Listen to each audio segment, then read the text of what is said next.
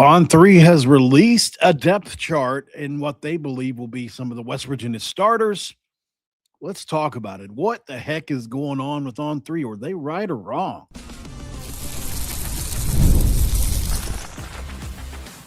You are Locked On West Virginia, your daily podcast on the West Virginia Mountaineers, part of the Locked On Podcast Network, your team every day. What's up, guys? Welcome in. My name is Mountaineer Paul. I am your host here. Welcome back into Locked On West Virginia, baby, where we're talking Mountaineer football again. We're glad to be doing so. Going to be brought to you by our friends at 5 Hour Energy. Right now with 5 Hour Energy, don't be scared. Have your cake and drink it too. Birthday cake flavor is back. No fork needed. Vanilla-y cakey flavor, caffeinated kick, and no sugar. It's party time. Order now at 5hourenergy.com or on Amazon. Thanks for making Locked On West Virginia your first listen. And for being a part of the Locked On Podcast Network, we're talking about your team, the Mountaineers, every single day. All right, so let's talk some football, man. Obviously, On3 put out a depth chart today, part 3 of their building a depth chart series for West Virginia. And, you know, interestingly enough, there were some interesting moves on there.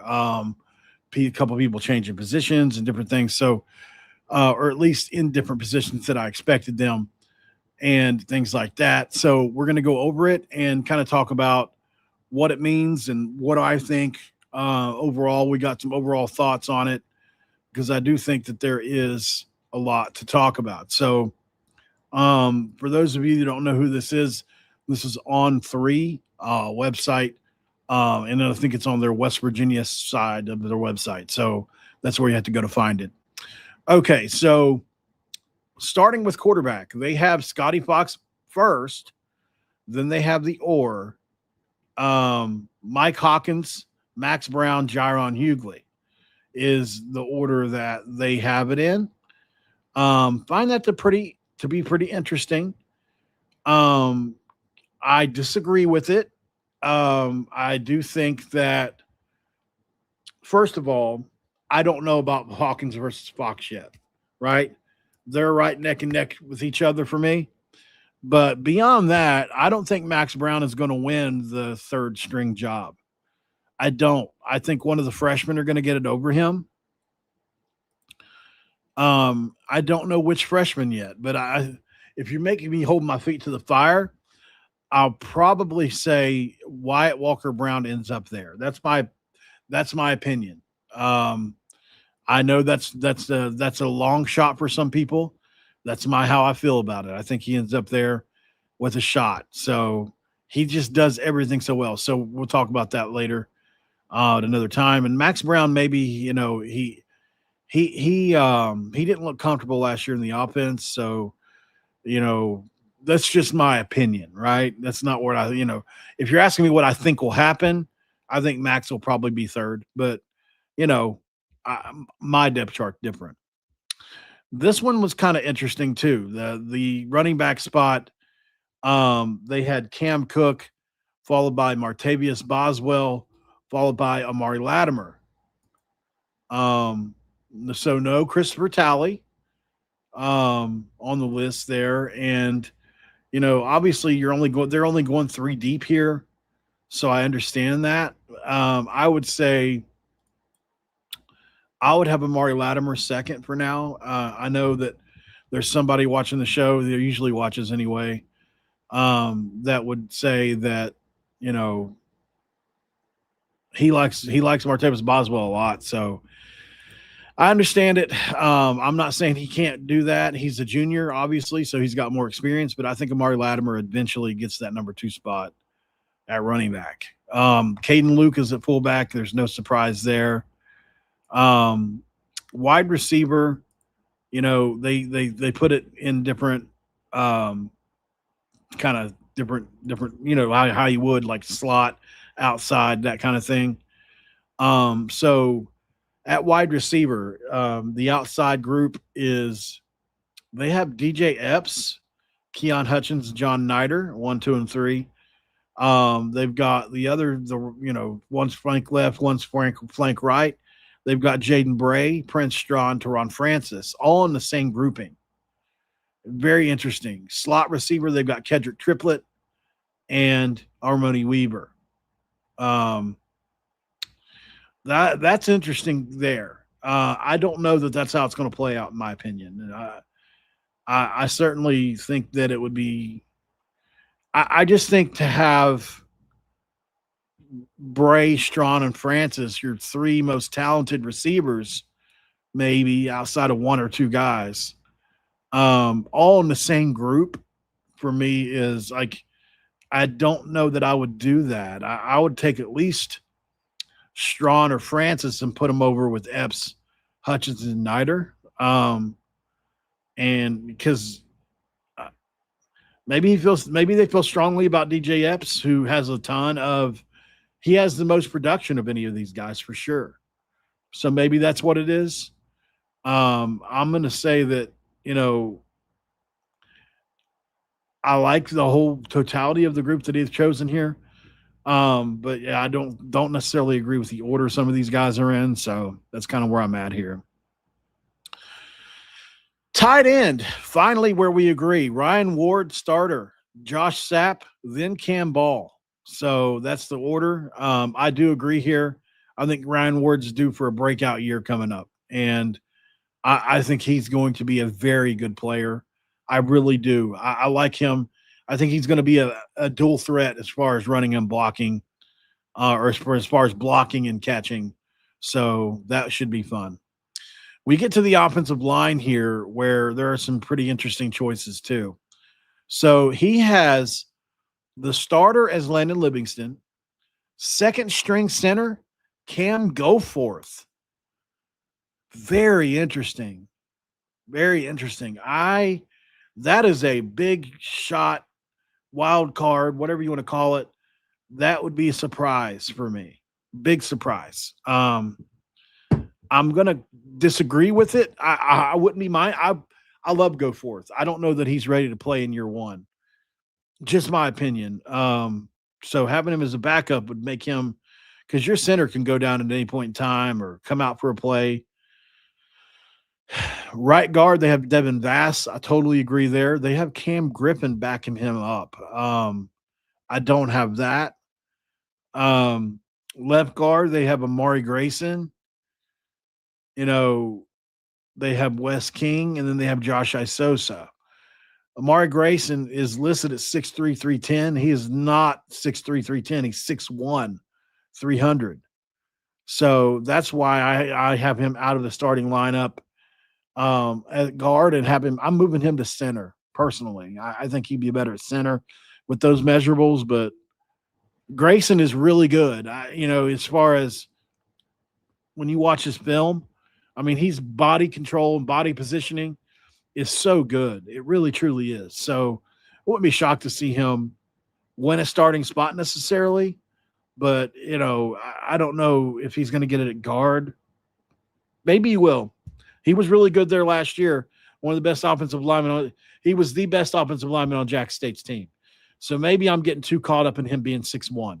Let me know in the comments. Am I too caught up on an offensive lineman being 6'1" in this system? Because it's really messed with me. I won't lie. When I found out Amari Grayson, I had Amari Grayson as one of our most promising offensive line guys when he was 6'3".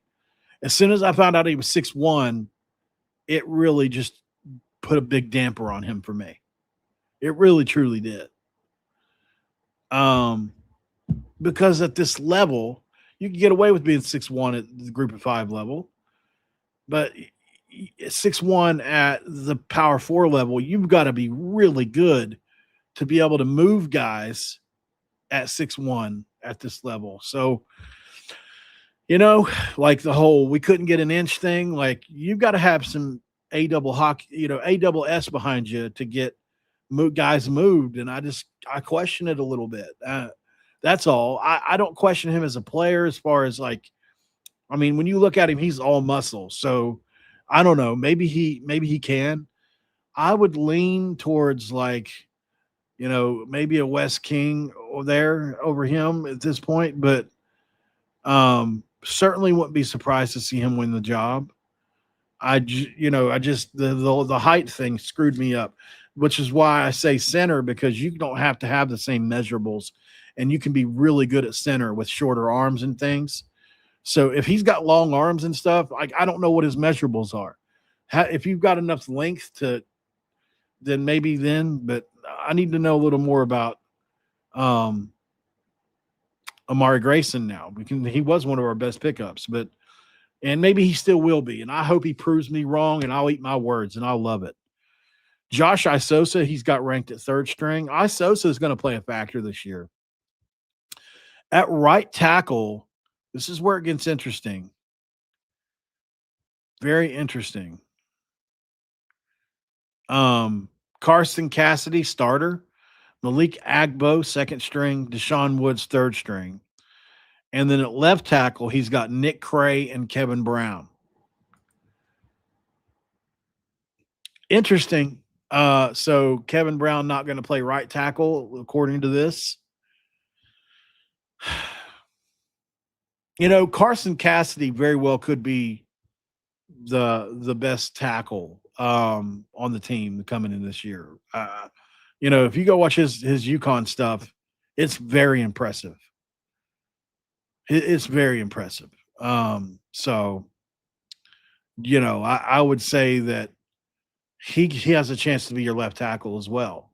I wouldn't be shocked to see him at left, but he's probably going to stay at right. I do agree with this. Malik Agbo I think he could win a job. I do. I've said it all off season. He's a guy that was like, and he was 280, 275 last year. Can he get up to over 300? If he can, Malik Agbo is a guy you could possibly see at a starting job. So, because he's got all the athleticism and tools. Kevin Brown, though, is the wild card. Where do you start him? It's very interesting. Maybe you give Kevin Brown a guard spot for now in his freshman year, like you did Zach Frazier. Let him play guard in year one. Move him over. Even Wyatt Milan played some guard his first year. And then moving to left tackle or right tackle his second year. Like, there are plenty of things you can do. They got to be cross-trained anyway. I wouldn't be against letting Kevin Brown play at right guard, Carson Cassidy at right tackle. But from what I understand, they're playing him at tackle.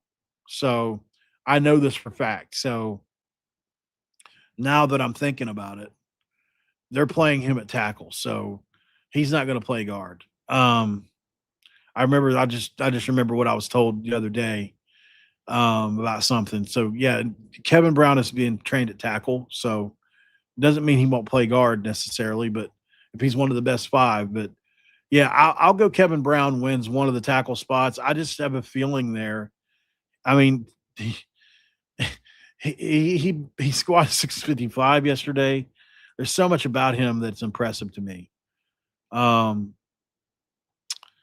right, we're going to break here. I see a lot of people pushing back against my comments on Amari Grayson. We'll definitely touch back on that in a second. Also, the defensive depth chart, we have to go over that too. Next. I'm Kalia Butler, host of Locked On Women's Basketball, and this is Mazda's Women's Basketball Snapshot, celebrating the work no highlight reel can ever capture. South Carolina rolled past Ole Miss 85-48 to clinch a share of the SEC regular season title and lock down the number one seed in the conference tournament. The Gamecocks extended their win streak over Ole Miss to 21 straight.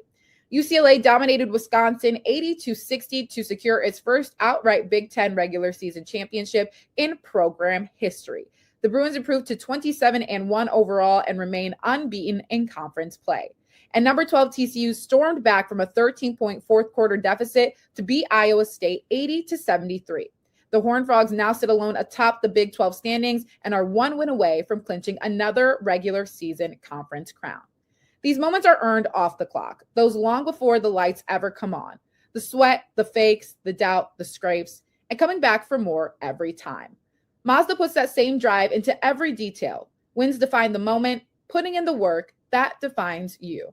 There's more to a Mazda because there's more to you. And of course, guys, we can't forget about our friends at FanDuel. And FanDuel does say hello right now. And with FanDuel right now, NBA Finals. You ever wanted to see one in person live? Well, FanDuel's giving you a shot to do it. Your chance to turn that dream into reality with the NBA sweepstakes is happening, right? And this is kind of how it works for you. Use your profit boost on any NBA future, and you'll automatically be entered for a shot to win an NBA Finals trip or two. That's right, flights, tickets, the whole experience.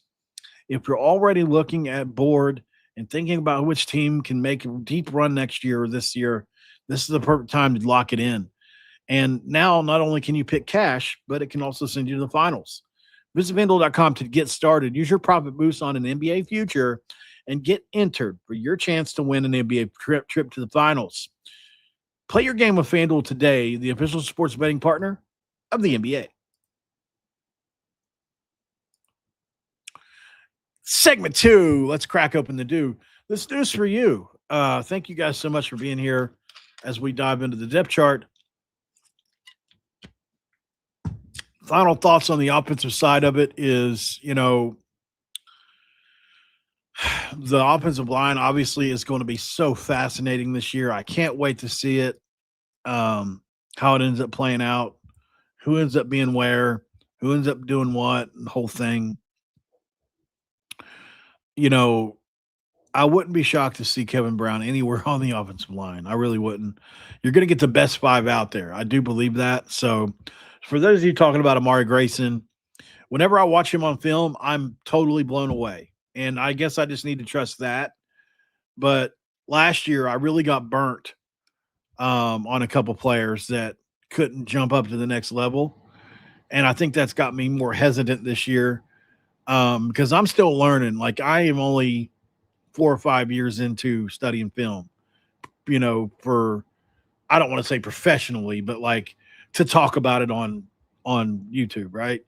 So, I still have a lot to learn. There's no way, like, I'm still young as far as that goes. And I make mistakes, and one of the things I make mistakes with is when a player looks really good, sometimes I have trouble with the competition. Sometimes the competition sucks that they're going against, and it's hard to project them well. That's the hardest part about it for me, because I can see a guy that's standing out, and sometimes it's hard to separate whether that would work at the next level or not, I guess is what I'm trying to say. Like, Sincere Bowers is a great example. He looked so much better than everybody in JUCO last year. And then he kind of got up to West Virginia, and he looked a lot more human. He had moments where he was really good, but even in those moments, he didn't look anywhere near as fast as he did in JUCO, right? It's kind of like that. So moving to defense, I really love some of the choices he made here on the defensive side.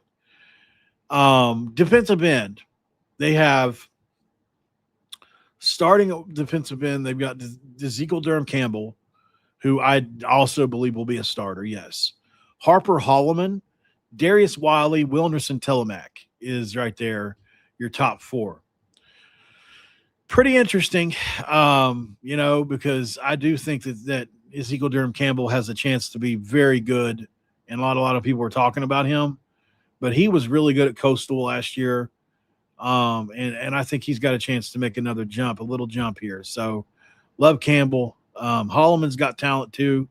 Wiley is, 6'7", 6'6", 255. He's got a lot of experience at JUCO. We need to see if he can move it up. And obviously Telemack is a redshirt freshman. At Bandit, he's got Toby Hostrip at, starting at Bandit. David Afogo coming in, and Jeremiah Johnson behind them, the junior college transfer. I like that set of guys. Certainly, I think that, there are a lot of things to consider here. But, yeah, if you're talking total upside and if you want this defense to be as good as it can be next year, you got to go Hostrip in that Bandit spot. I agree.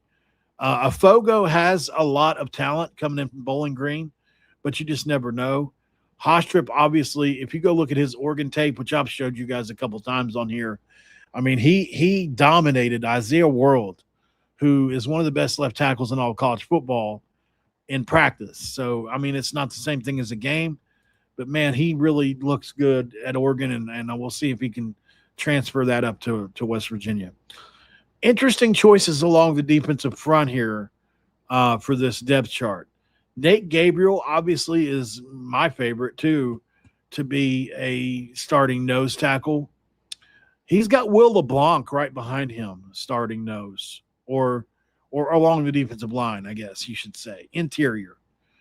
Nate Gabriel's the guy. When I think of him being on the nose, but he does play off the center as well.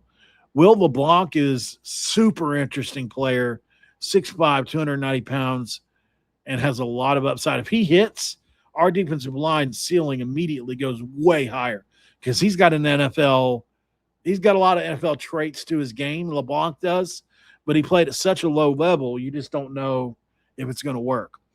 KJ Henson, look, I love KJ Henson's game. I've compared him to Dante Stills multiple times now on the show. I'm not saying he's going to be Dante Stills. Let me say that. But that's his game. He's very quick. He's very fast, penetrating defensive tackle. But he's also got some power to his game like Dante did, So he can do a little bit of both. I like him a lot as one of those tweeners. He's, like I said, he's 6'4", 270-ish, which isn't really a tweener. But he looks like one, at least on junior college tape. Maybe he'll look bigger in uniform. This is an interesting pick here, too. He's got Jalen Thomas starting over Corey McIntyre at defensive tackle. I love that pick. I love Jalen Thomas on tape. You guys have probably heard me, if you watch this show, gush over Thomas. He is an immovable rock of muscle, at least where he was at. So, if he can transfer that up, that's another really good guy I have a lot of faith in. At Mike linebacker, he's got Malachi Hood from Illinois coming in, Ben Cutter, and then he's got Tyler Stolsky all the way down at third string. Very interesting picks there. I don't agree with that. I can certainly see Hood at middle, but I think Stolsky probably gets the nod over Cutter. But I don't know. Maybe Cutter with a year in the system. Cutter played well last year. I would consider those two dead even. I don't want to say one better than the other, but yeah, I don't say Stolsky is for sure worse. He's 6'3", he's 225, and he's really good inside. Malachi Hood, I think, can play outside a little bit too. He's got enough athleticism. But Ashton Woods, he's got him starting at will.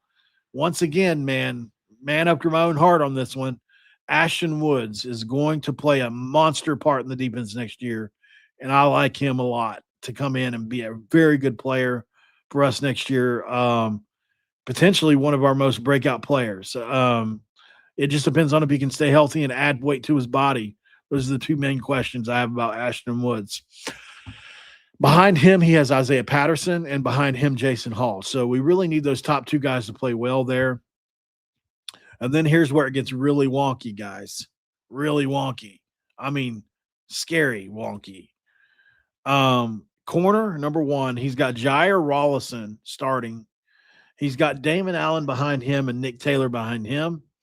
And then corner number two, he's got Chams John, which is an interesting choice for sure.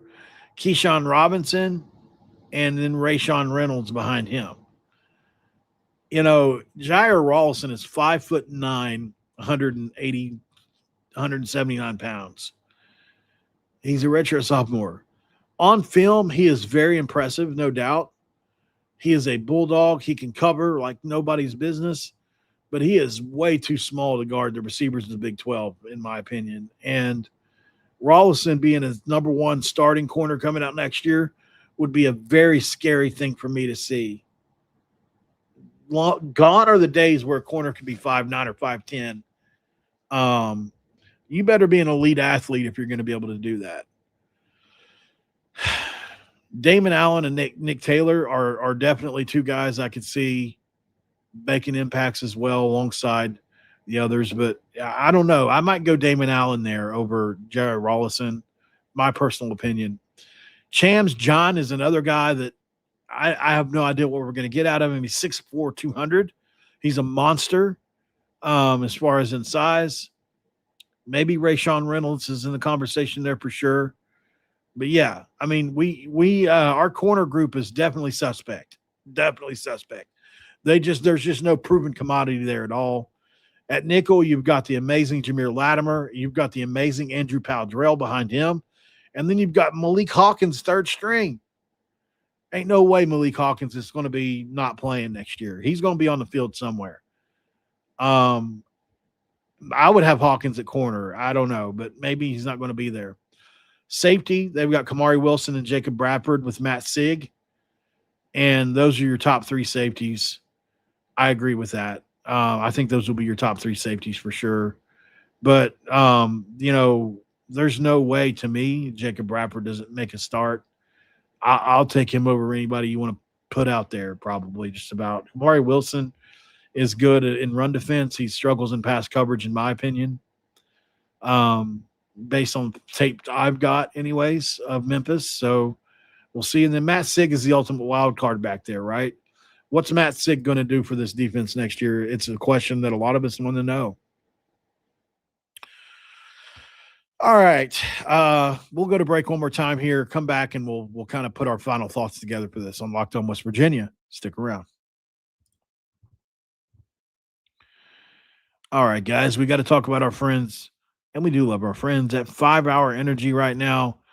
If you didn't know, right now it's down to the biggest thing I think that you can really talk about when it comes to this right now is welcome to 5 Hour Energy's flavor draft with 18 different flavors to choose from, including new options like Confetti Craze, Fruity Rainbow, or Cotton Candy. There is something for everyone when it comes to this, and the board is set. Flavors are ready, and I've got my number one pick for the 5 Hour Energy flavor draft. So, obviously, when you look at my number one pick, I've thought about it a lot since my last episode, and I'm going to go with pomegranate because if you like pomegranate juice, it's very tasty. It's a deep, slightly tart with, that pomegranate flavor. It's more sophisticated than candy. It's a subtle fruit bitterness for complexity. There's a balanced sweetness with a dry finish. There's a rich, darker, fruity profile and a smooth, lingering aftertaste that you just can't get enough of. And look, if you don't want to go that route, you could definitely go one of the other great ones like maybe Fruity Rainbow, or maybe you can go Confetti Craze. Confetti Craze is amazing because it's not overly sweet and it's deliciously blended with rich and buttery, freshly baked confetti cake, smooth vanilla frosting, and a sprinkle of sweetness in every sip. Sweet birthday cake inspired flavor, man. It is a ton of vanilla frosting and sugary sprinkles just in your mouth melting. Smooth dessert style profile for you and a rich, indulgent sweetness from start to finish that you won't get enough of. It's party time. Find your new flavor 5 Hour Energy Shots today. Available at 5hourenergyshots.com. Let's get them today. And we can't forget about our friends at Game Time.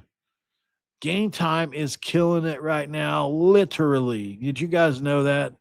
Game Time is one of the very best in the country at what they do. Probably the best, to be honest. And here's why.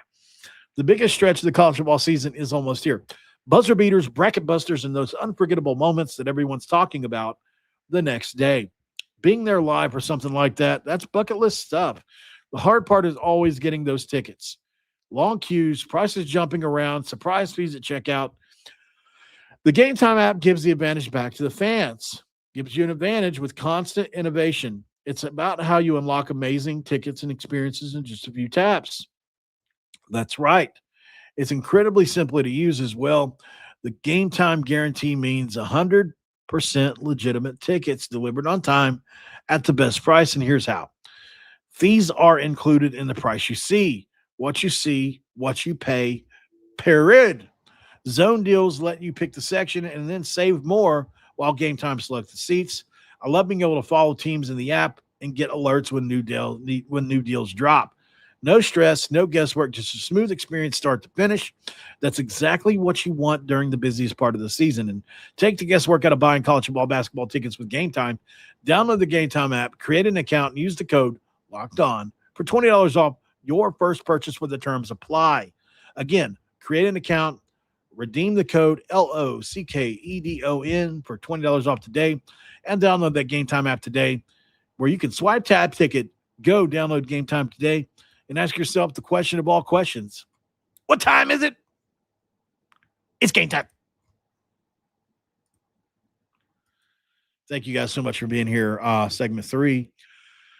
Final thoughts are, depth chart projections are just that. They're projections. It's really hard to know what the staff is thinking, right? And so you kind of allow your thinking to get in the way on some of this stuff. But, I think the only major questions with this depth chart for me are, I mean, as far as the decisions he made, I would say the number 2 running back spot, obviously, he has Boswell there. I'm not convinced Boswell's capable of number 2. Boswell's a guy that you give 130, 140 touches, and he ends up with, 300 yards receiving and 800 or 900 rushing yards. You know what I mean? Like, he's a third down back that you can bring in and is so dangerous, and you give him a couple carries, 15, maybe not 15, but maybe like 8 or 10 carries a game, and he can be so dangerous, especially once you get teams worn down, that could just break huge runs and torch people. Amari Latimer is like Cam Cook made over in a lot of ways with more speed.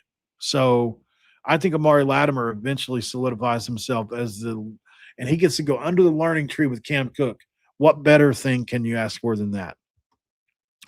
Other than that, I don't have many problems with this. I love DJ Epps. I love his Troy tape and all that. But I love the upside of Teron Francis and Prince Strachan as much as I do that. And to put them both in the same grouping together with Jaden Bray, I don't necessarily love. If Bray can't play, then yeah, I get it. You got to have them over there together so that you don't drop off in either size or skill on that side.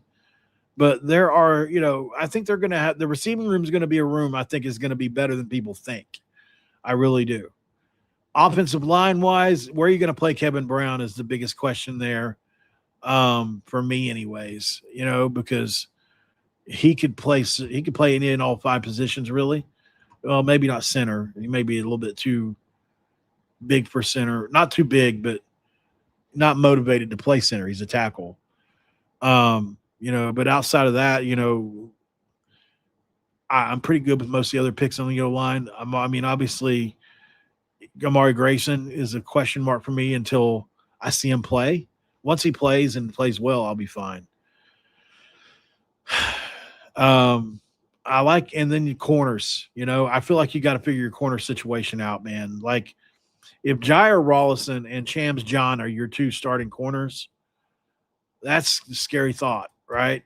For me, it is, because I need to go study more tape on those guys. Maybe they're much better than I thought, but there are some scary propositions in this room going on. So thanks for being here, guys. Do me a favor before you go, like the video, subscribe if you're new to the channel, and last but not least, share it out for me.